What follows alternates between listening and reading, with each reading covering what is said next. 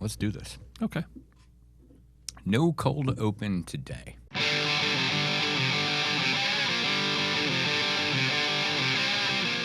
I'm Arizona Family political editor Dennis Welch. Dennis, fake news Welch. Try to tell the truth. And this is the Politics Unplugged podcast. Dennis, if you have a problem with substance abuse, I am more than willing to talk to you anytime you need.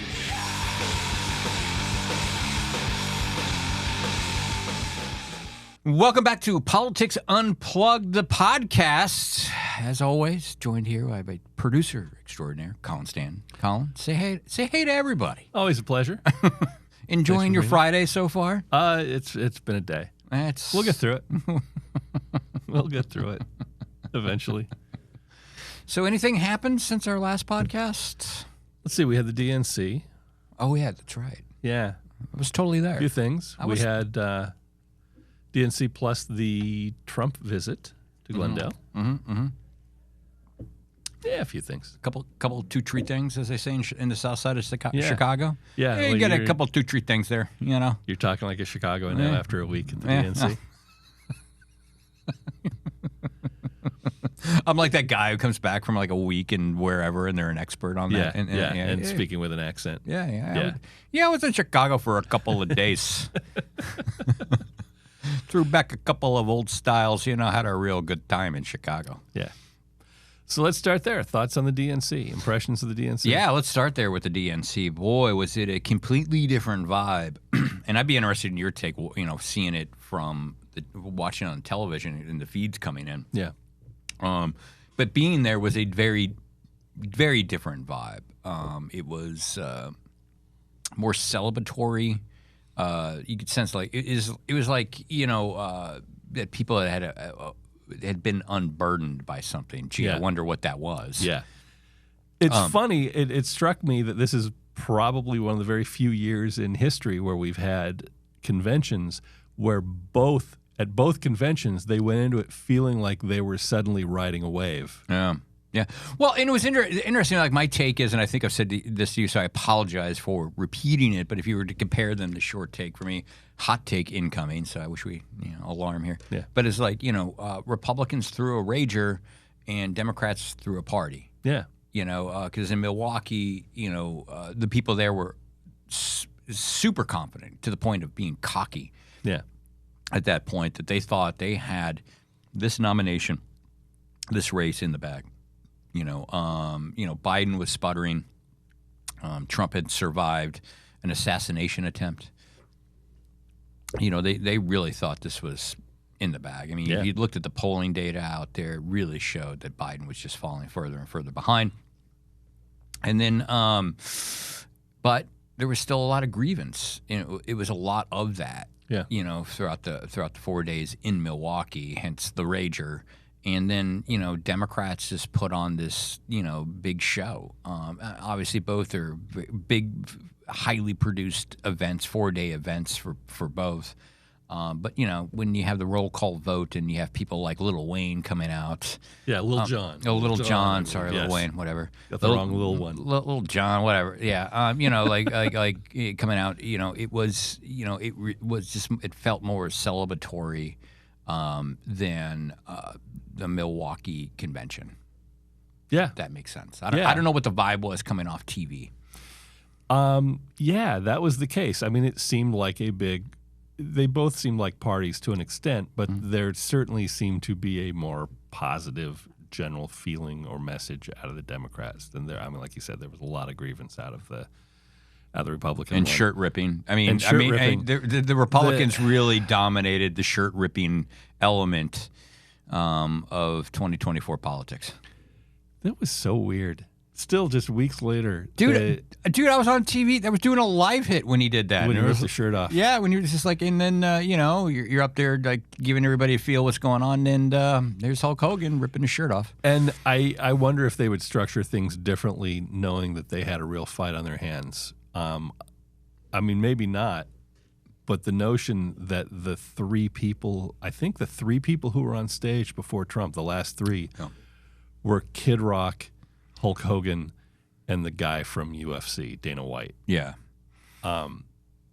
I mean, that's a weird choice, and maybe it's a weird choice you make when you think you're walking to a victory. Well, I think like part like subtext on this, or more than subtext, of the Trump camp, they're writing this, pushing this idea of manhood or masculinity and what that means, and they have their version.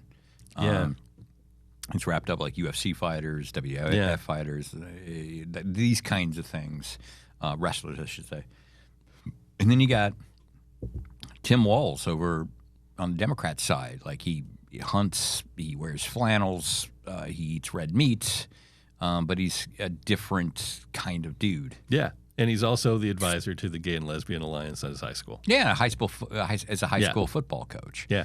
And doing this, in the 90s, correct? Yeah, when it was a different thing. It was a different thing. And people, if you're young and you're listening to this, I'm going to say, well, why are you listening to this? But anyway, 90s were very different, and it was kind of edgy to have your football coach come out and support. And frankly, I'm guessing it's still probably pretty unusual for the football coach to be the faculty advisor to the Gay and Lesbian Alliance, but still in the 90s it was a very different time for that. It was. I mean, in the 90s you had that gay kid in Wyoming that was murdered. I mean, it was a different time. Shepherd. Yeah. And it was just a very different time, and for him to come out at that point. So I think you have the juxtaposition there when it starts coming to things like that. So would they have done things different? I don't know. Yeah. Would Republicans have been as confident as they were? I don't know. I mean, again, it was to the point of cockiness. You would talk to folks at the RNC, and they're like, "We got this. Yeah. We got this." And that's been supplanted in Chicago. It was kind of the same vibe. Yeah. You've seen, I think, a real reset in this race. Will that hold? Will that carry to November? Man, it's going to be tight. On the national level, and you see that in respect to, look at the Republican candidates for Senate. Trump is way outperforming them. The latest Fox poll from Arizona is nuts in that regard. Yeah, it's I think Harris by 2, which is within the margin of error. Yeah. And Gallego by 15. And there's no way in hell. Which is outside. Yeah. Margin by the way, 15. Error. Yeah. If your MOE is like plus minus 15, like don't bother to send it out. We talked to 3 guys on the street. Yeah. But I mean that's enormous. And there's no way in hell I believe that it's 15 points. It's not going to happen. And notably that poll was also looking at registered voters as opposed to likely. Yeah. And at least certainly earlier in the campaign, I know that likely voters were skewing slightly more Democratic than Republican. So if anything, that 15 could arguably be low. Again, 15's a huge number. That's a huge number.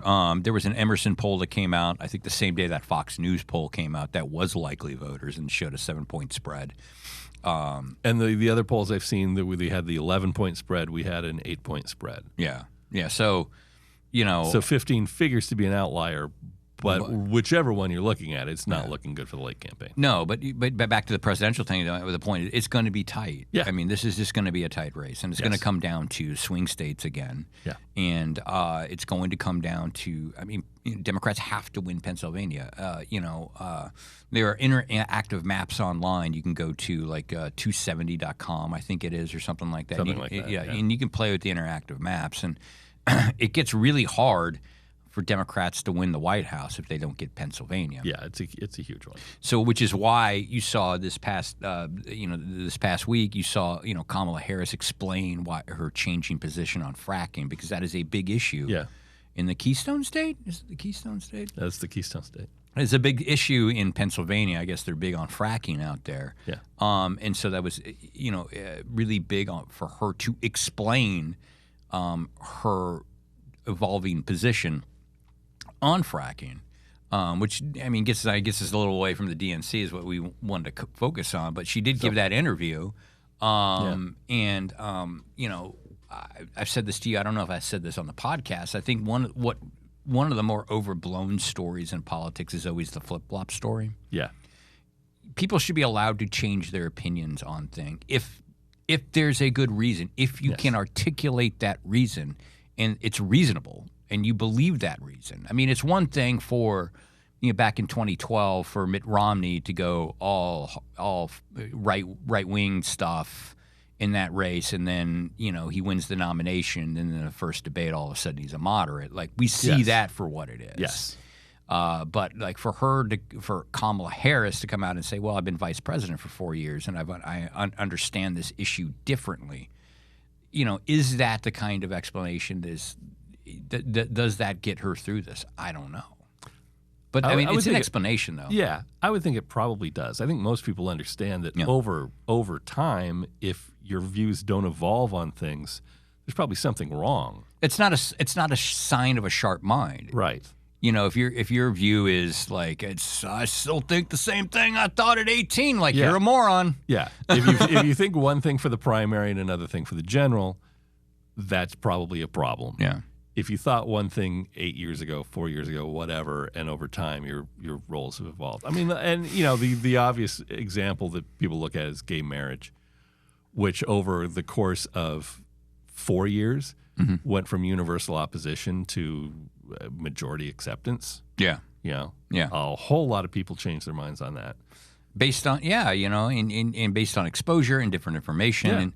And I've personal growth and just and I've had the opportunity to cover numerous governors of Arizona, and they all say something to the effect of, once they get in office, is like, you realize you're the governor of the whole state. Yeah.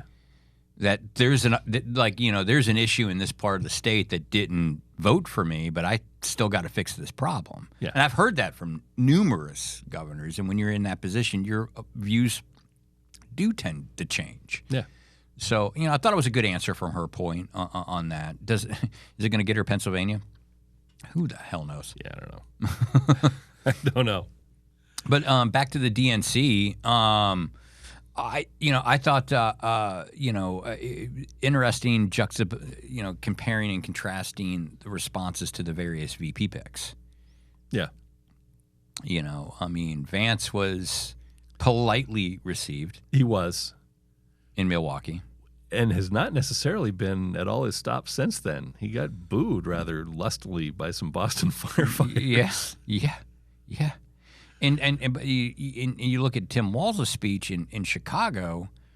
I mean, after that speech, I don't think there was anybody in that building, any delegate in that building or Democrat in that building, who wouldn't have tried to run through a wall for that old football coach. Yeah, he's good at this. He's very good, and they were excited.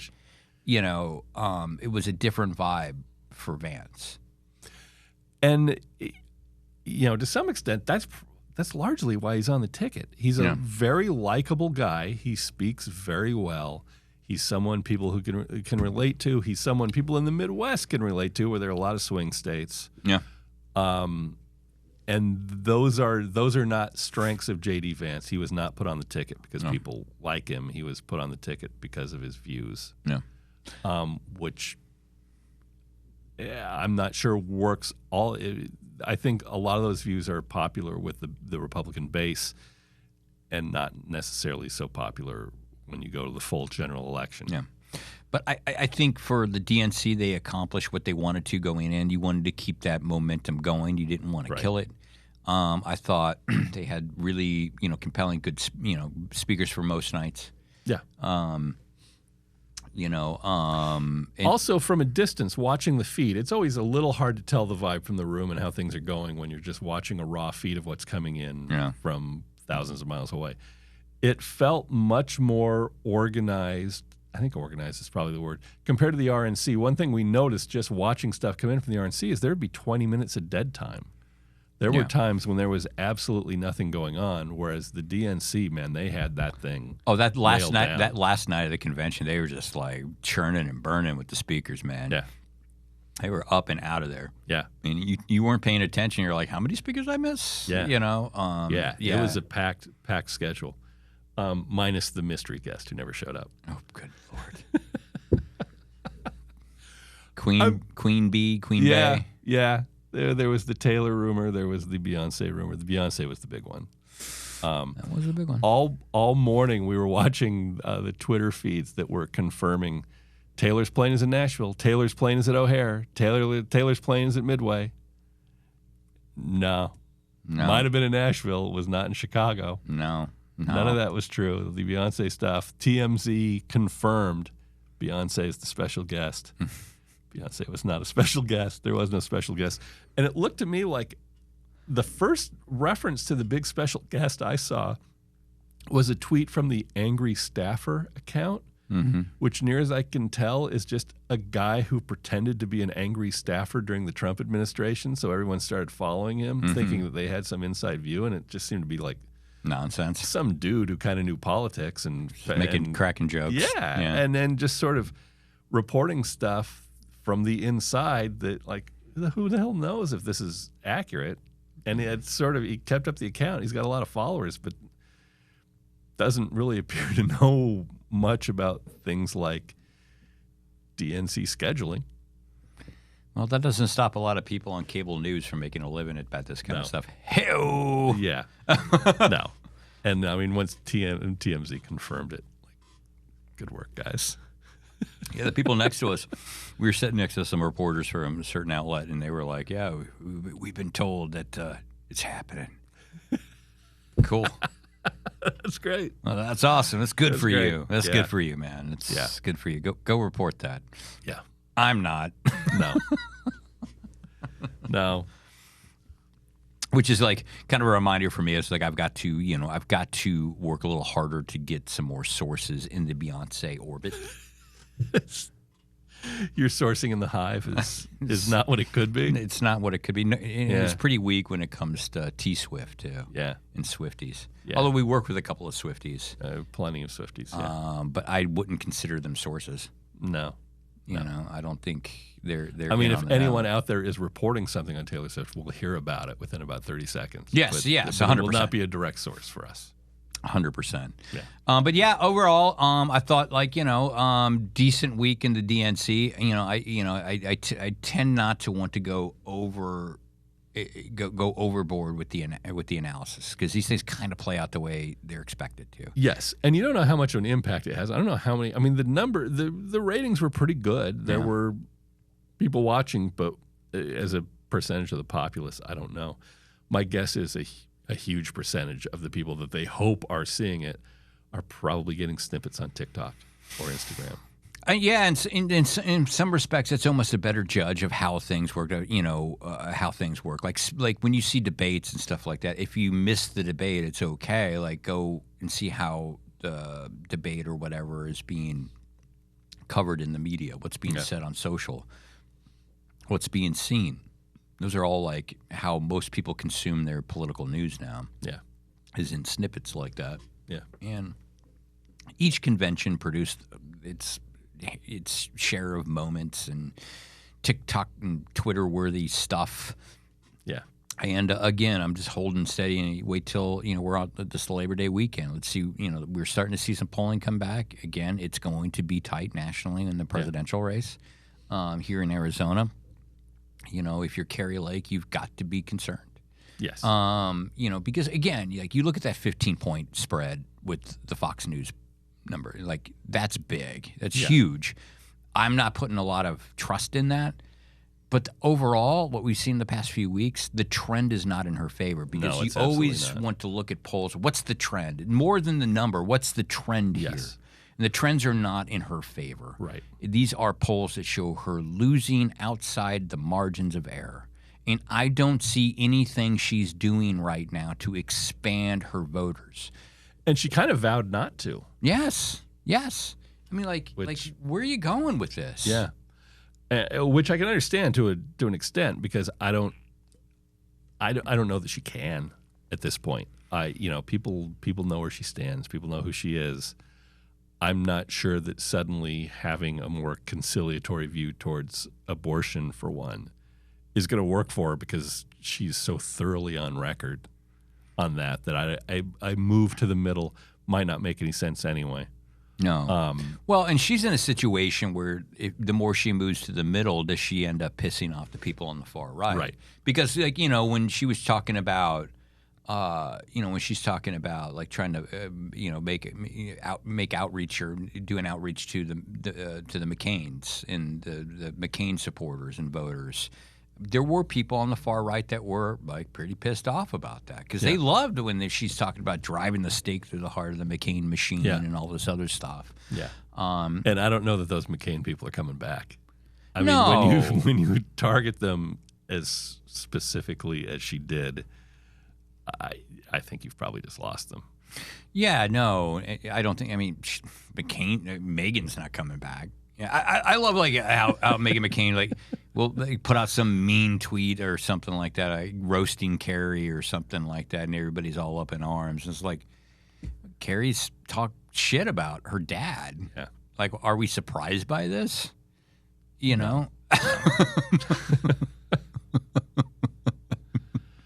So I don't know, but yeah, again, back to where we're at. I think after this coming week, after the holiday, people will like kind of strap in and get ready for this last sprint to the elections. It will be very, very tight, very close. We've been through a tumultuous election season. It's been a strange year, man. And this summer has just been unlike any summer in a presidential election year. Yeah. It's just been it's been something, and where this is going to end up over the next couple of months. I'm just waiting for what's the next shoe that's going to drop and how many more shoes are dropping. Yeah. I mean, we have more activity in a 2-week period than most campaigns see through the whole process. I mean, we had a week where the Republican candidate was shot. Mm-hmm.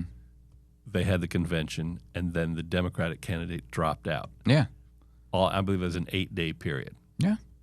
So a lot can go on. Yeah, and and a lot's still going on. Kamala sat down for her first interview this past week with a reporter. If you want to go watch the TV show, you see Marcus Darroutino, good friend of the show. Yes, we love Marcus. He took a passive shot at me and the rest of the media and just kept saying, well, it's only the media that really wanted to see that sit-down interview. And I disagree wholeheartedly. I mean, to a large extent, it was the right-wing media that was driving it with the constant, when's she going to take questions? When's she going to take questions? And then yesterday, as she was taking the questions, one of those right-wing outlets was starting with, it's been 59 days since he did a press conference. Good God! Come on, man. Well, I mean, so here, here's the she needs to sit down and do some more in-depth interviews. Yeah, she needs to at some point provide a few more details on her policy positions. I get that she's only been doing this for 40, 50 days now or something like that. This has not been a typical, run for the presidency. It's atypical, unprecedented in the modern political world. But she should be doing more interviews. She should. She should be doing more press gaggles. Reporters, I have questions. I'm just some local schmuck out here in Arizona, and I have questions for her about some of the things she's laid out that I think are very important. And I think our listeners, our viewers, would be very interested to hear some more details about how she wants to accomplish some of what she wants to get done. Yes.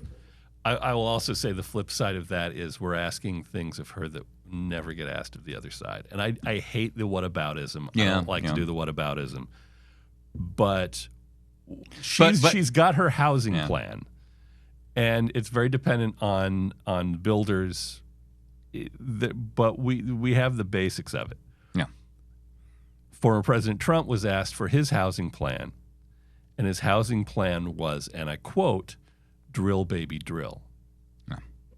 No, no one's hounding him for more than that. No, and I think if viewers of the show, I think can look forward to some stories that we're going to be producing, comparing, contrasting the policies, some of the bigger policies between these two candidates. Yeah, and I can't not think of a bigger issue across the country, a more personal issue across the country. Outside of some of the culture, like abortion and culture stuff like that, than housing. Yeah, I mean, you hear a lot about abortion, you hear a lot about immigration. One of the biggies that really is affecting people is housing, and you don't hear that much talk about it. No, and you don't hear a lot. And there should be an important piece. I think in Arizona too. I know our viewers, and I'm trying to think what's important to our voters, our viewers. Arizona's been ground zero for housing prices. The housing situation here is ridiculous. And when you say a housing crisis, I mean, that's a short order for saying prices has just gone, you can't afford it. Yes. Yeah.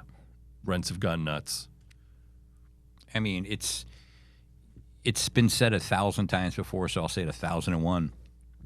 Phoenix used to be a place that was pretty easy to get by. Yeah. It was cheap to live here. Yeah. Very cheap to live here, and it wasn't that long ago. It was very cheap to live here. It was not. You know, and it's had a traumatic effect, I think, on people's lives. You can't live where you want to anymore in certain cases. Yeah. You know, in Arizona, they've done. You know, there's been research and it has shown like, you know, cops can't live in the cities they protect. Yeah. Can't afford to.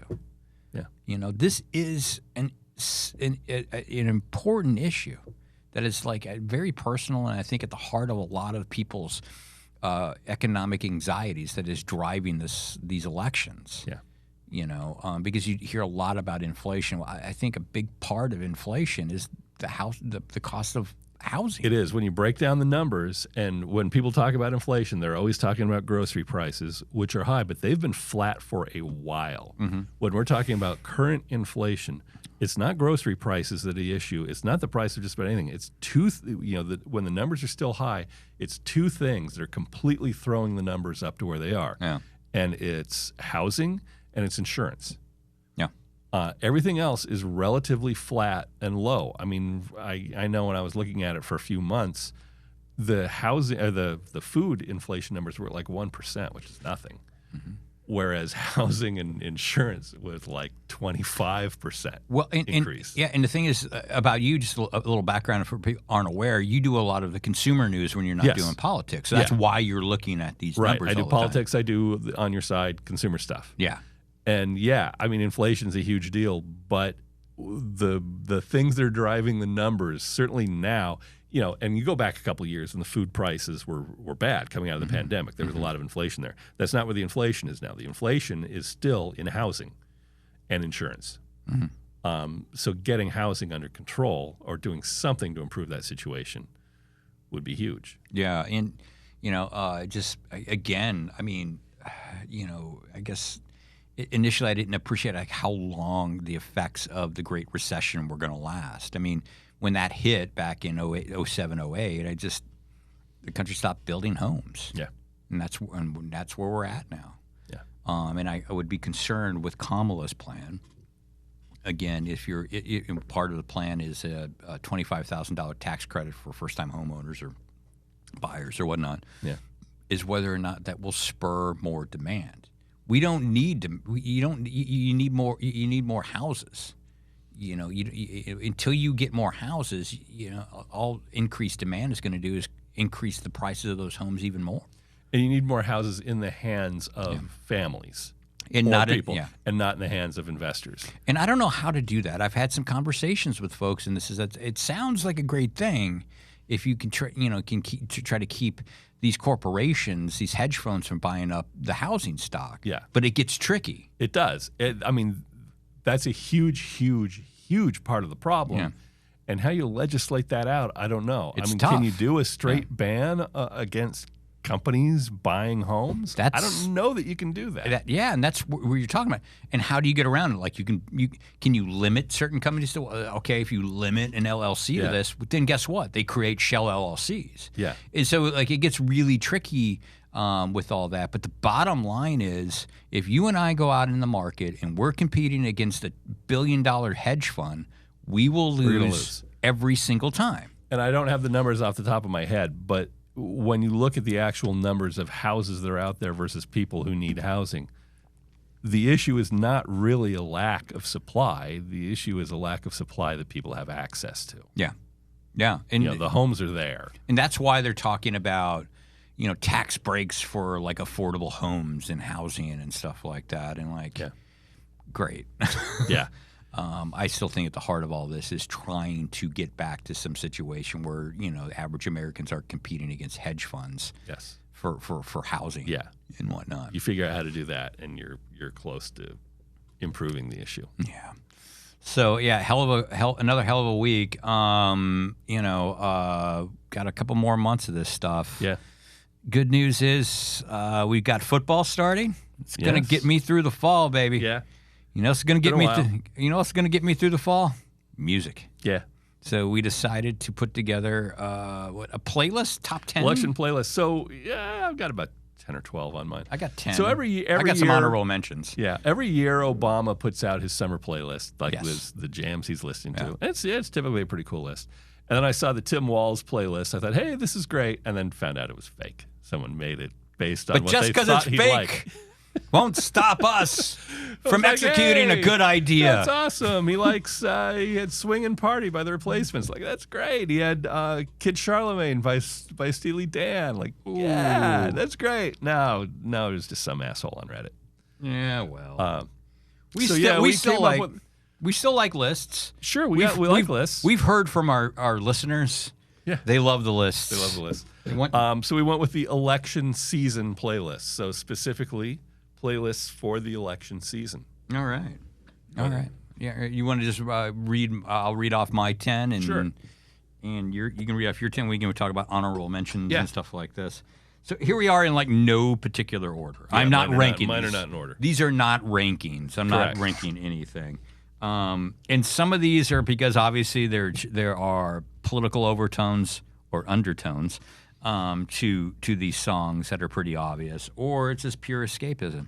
All right. Because I went strictly. There's some sort of reason for them, but the escapism is solid. yeah, escapism is like there's a song in here like why'd you pick that? That has nothing to do with politics. Like because it puts a smile on my face every single time I hear it. Fair enough. Which you're going to need now and then between Yes. here and November. Yes.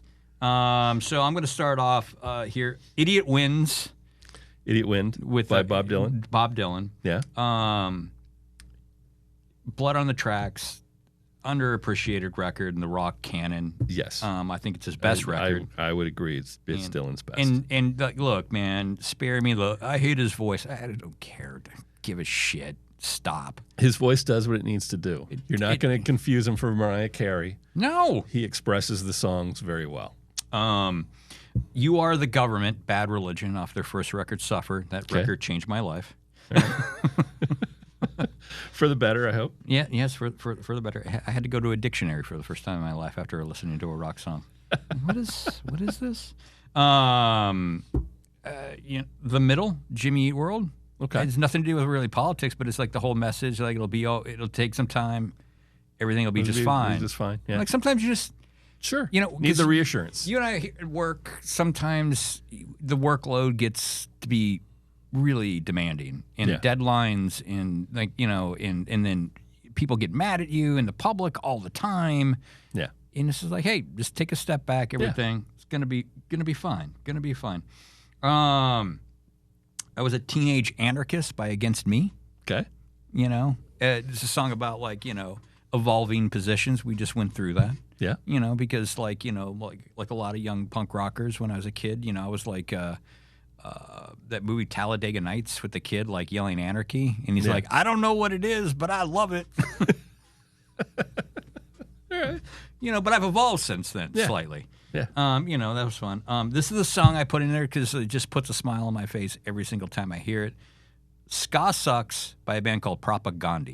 Okay. Haven't heard the song. I've heard of Propaganda. Highly political band, but that song, I mean, if you want your dose of like over political activism stuff, listen to a Propaganda record. Is that the guy who was also in the Weaker Thans? Yes. Okay. Yes. More familiar with the Weaker Thans than Propaganda. And the song Anchorless from the Weaker Thans, it was a Propaganda song first, but Okay. of course, probably more because of the video, Genesis's Land of Confusion. With the knockoff Muppets. Yes. Yeah. Yes, the Ronald Reagan Muppet and all those. That was just great. Disorder by Joy Division. Okay. Yeah. Yeah. Solid. So good. And then another kind of escapism thing is just sometimes when I just want to chill, I put on this record, and then this song is great. Killing Moon, Echo and the Bunnymen. Possibly my favorite song. Okay. By possibly my favorite band. Okay. Yes. Okay. It's just that record. It's brilliant. It's one of the whole Ocean Rain record is fabulous. Just The Killing Moon is even Ian McCulloch, who wrote and sings the song, sometimes introduces it live by saying, we're going to do the greatest song ever written. And then another one for the mood. Sometimes I feel in the middle of all these shenanigans, Willie Nelson's "Gotta Get Drunk." All right. You know, with the iconic line, a lyric in that song that says, "A lot of doctors tell me it's time to start slowing it down, but there are more old drunks than there are old doctors. So I guess we better have another round." All right. Good. Okay with that? Is that your list? Yep. All right. Okay, here we go. Here's mine, and mine's a little more election focused. "The New World" by X. Oh, yeah. Opening line, "Honest to goodness, the bars weren't open this morning. They must have been voting for a new president or something." God, you can never go wrong with X. Yeah. And by the way, last tour? Final tour. Yeah, they put out what they said is their last album called Smoke and Fiction, and they're on their last tour, which doesn't come here, which is kind of a pisser, but I saw them in December. So, yeah, it was good. Love X, yeah. I thought of this specifically after, so we typically do these on Fridays. We do the TV show on Friday, we do the podcast on Friday, and 2 out of the last 3 weeks, there have been political events in town on Friday evenings that forced us to work weekends. Because we love going Bill O'Reilly and doing it live. So for that, Pet Shop Boys, "What Have I Done to Deserve This?" Oh, that's a good one. Yeah. That's an excellent one. Yeah, I'm jealous. thank you. That's a really good one. Thank you. Willie Nile, "I Can't Do Crazy Anymore." Okay. Love that song. Okay. Elvis Costello, "God Give Me Strength." I had an Elvis Costello song on my list. Which one? Radio. Radio, yeah. Yeah. It's a great song. I love that It's a great song. And What's So Funny about Peace, Love, and which is a Understand. cover of a Nick Lowe song. Yeah. Which, by the way, some cover of that song made it on the Bodyguard soundtrack. Really? Yeah. And I don't think it's Elvis. I don't remember who it is, but there's a version of What's So Funny About Peace, Love, and Understanding. Yeah. That's on the Bodyguard soundtrack, which meant Nick Lowe went from like pub rocker, working class to millionaire. Suddenly checks started showing up for this preposterous amount of money because he had one song that he had written that was on one of the biggest selling albums of all time. I love Nick Lowe, so I think that's by the way, hilarious. Nick Lowe's Jesus Cool, one of the greatest albums of all time. Yeah, they chickened out in the U.S. and called it Pure Pop for Now People. The actual title of the album everywhere else is Jesus of Cool. Yeah, it's as good a record as you're going. Was to it Break the Glass? I mean, it sounds Love the like sound of Breaking Glass. It sounds like that could have been written 10 years ago. Yeah. And that song is 45 years old. Yeah, at least, yeah. Great stuff. Yeah. He's been touring with Los Straitjackets. Ugh. Which, and I need to see that show at some point. For those who don't know, Los Straitjackets is a surf instrumental band from Nashville, I think, that plays while wearing lucha libre masks. Yeah. And if you're not familiar with Jesus of Cool, like just do yourself a favor. It's a great record. Yeah. Dream Syndicate, "Tell Me When It's Over." Oh, that's good. That's good. I had to throw this one on Neil Young, "Rockin' in the Free World." Not only is it a great song, but people have been using it in campaigns for years and years and years without permission and pissing Neil off, which is not hard to do. I was going to say Neil's that's not. Dude, he used to put out entire records just to get back at his record label. Yeah. Yeah, they wanted one that was more rock and roll. So he did, I think it was Everybody's Rockin', where it's all 50s rockabilly. It was just pure it's like revenge rock. 40 minutes of Neil in a pink suit giving his label the finger. Yeah. God, I love that attitude. That was not a good record, but I love it. Wasn't. I mean, it was only topped in terribleness by his digital electronic trance. And I think it was a reaction to that. And trans is this weird electronic record. And when you think electronic, if you're thinking what you think of as electronic music, it wasn't really that. It was his voice going through a vocoder. And if you know the backstory of Trans, it's kind of fascinating because he has two sons who are handicapped, and he has they have communications difficulties, and that's what the album's about, and about his efforts to communicate with his children, which makes you hear it in a different light. Yes, it doesn't make it a enjoyable record to listen to. It's hard to listen to. It's hard to listen to. Yeah. But I believe that record pissed off the label. So and they told him, no, your next one's a rock and roll record. So it was this shitty, here I am on the cover in a pink suit standing in front of a 50s Cadillac doing like borderline doo-wop stuff. Yeah, that's Neil. And so I had to throw this one on because I had mentioned the campaign song I wanted with a vice president from Minnesota. I wanted New Day Rising by Husker Du. Ooh. They didn't go with that. They went with Rockin' the Free World, but New Day Rising still. Anything by Husker Du is like yes, stamp of approval over here. Semi-serious one, since immigration is such a big issue. Don't say Neil Diamond. Do not say Neil Diamond. No, it's not Neil Diamond. It's A Matter of Time by Los Lobos. Okay. Which is as great a depiction of why people come to this country and what they go through to come to this country as you're ever going to hear in an artistic form. Los Lobos, one of the great American bands. A Matter of Time, great song. I thought of this after spending a few minutes on Twitter. David Bowie, I'm Afraid of Americans. I mean, if Twitter doesn't give you that, I don't know what will. Two more. All right. Stevie Wonder, He's Mr. Know-It-All, which was allegedly written about Richard Nixon. Okay. And as wonderful a rip into a politician as you're ever going to hear. Mm-hmm. And finally, in honor of RFK Jr., Maggot Brain by Funkadelic. Oh, dude. Your list is clearly superior to mine. I was going more vibes and like yours. I was going more smartass.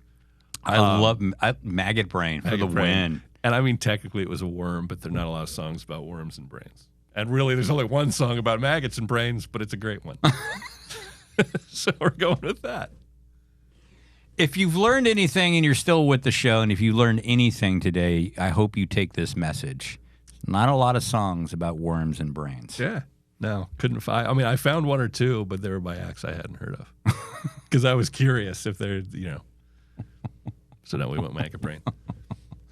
Yeah, I was trying to stay away from like way too much like punk rock stuff out there because I listened. Which is where your wheelhouse is. Which is my wheelhouse, and was like, no. No, you went a little mainstream. You got some Dylan in there. Yeah, you got a little Dylan. Jimmy Eat World, not all that hardcore. Yeah, I'm not the biggest Jimmy Eat World fan, but like some of it's like a vibe, right? Yeah. Like what am I listening to? Yeah. Like summer reading, right? It doesn't have to be books about summer. It can be whatever. Yeah. Like what am I going to get through? Like stuff like this, and I mean that about like Echo and the Bunnymen and particularly Joy Division, like those kinds of records. You put them on at night when you get home, and you just chill out and get some distance, man. Yeah. Peter Hook, who is the bass player for Joy Division and New Order, is playing in town in like 3 weeks, and he's doing a set of Joy Division's greatest hits and a set of New Order's greatest hits. Oh, that's amazing. Yeah. I mean, that first record from Joy Division is one of the best records. Pop record, just modern records has been put out. It's a great one. The variety of covers that are out there of Love Will Tear Us Apart. Oh, yeah. It's amazing. Oh, man. Anything else we care to No, got some football to watch this weekend. That's about it. Go Hawkeyes. Go Ducks. Taking on the mighty Vandals of Idaho. Fingers crossed. Any upset alerts this week? I don't have any. Ducks are a 43.5-point favorite. I know that. And we recorded after Colorado narrowly beat North Dakota State. Yeah, count me among the majority of Americans who are the world's biggest South Dakota State, I believe. South Dakota State, I believe, yeah. Became a huge South Dakota State fan for one game. Didn't quite pull it off. No, I didn't quite pull it off. I just find Coach Sanders to be a little disagreeable with how I just disagree with how he's handled a lot of things. And now he's going after media members for doing their job. Yeah, I'm opposed to that. He's very self-serving, and I don't think he's a very good coach. And when I watch his son at quarterback, I see a guy with all the talent in the world strong arm, a lot of things. Doesn't seem to be very well coached. Makes a lot of fundamental errors that I think another coach would be working to eliminate. No. That I saw last year. Like, he'll hold the ball forever. He will hold the ball until he gets crushed. Oh. And he's still doing it. Well, and I'm not a big fan and not a defender, but to be fair, that team that Colorado barely beat, they're a Division II school, an FCS school. Yeah. In their defense, they're like among the best of their schools. They're damn among FCS. They're a really good and one. Every I think year, they won like 7 championships. Yeah, and like every year they open up against somebody really tough. It's, and every year they play that team pretty tough. Yeah. It's a dumb scheduling move on Colorado's part. Oh, 100%. Because they're not a bad – South Dakota State is not a bad team, and no one will look at that result and go, oh, they pulled one out against a very good team. It's a – they barely beat an FCS team. But they're a good team. On a Hail Mary that fell 4 yards short. I still think that was a BS pass interference call. And you and I disagree, and that's a whole other pod subject. I thought it was a legit call, just a bad defense. I get your point. I don't like the pass interference on the underthrown ball either. Yeah, no, because you're rewarding an underthrown ball. Yeah. But it's your point. At some point, you got to look over your shoulder. You got to look back. You got to play the ball, at least pretend to. Yeah. All right, with that, so much for Buffs talk this week. Back next week with more on Coach Prime. Yeah. I think we'll just have to end it right there. Sounds good. Again, remember, there's not a lot of songs about brainworms. That's right. All right. Good night, everyone. See you next week.